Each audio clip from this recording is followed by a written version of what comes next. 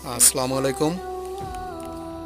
ইসলামের একটা ঘটনা আমি আজকে আপনাদের মাঝে শেয়ার করব। সেটা হলো ইব্রাহিম আলাইহিসসালামের জামানায় নমরুদ একজন জালেম বাদশাহ, একজন জালেম শাসক ছিল।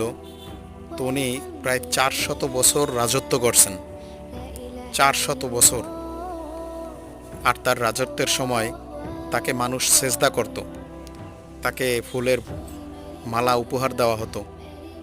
কিন্তু যখন তার সময় শেষ হয়ে গেল, অর্থাৎ তার গুনাহের কারণে তার উপরে যখন আযাব আসলো, তো আল্লাহ তাআলা ওই বাদশাকে খতম করার জন্য অনুরূপ কোনো বাদশার প্রয়োজন হয় নাই।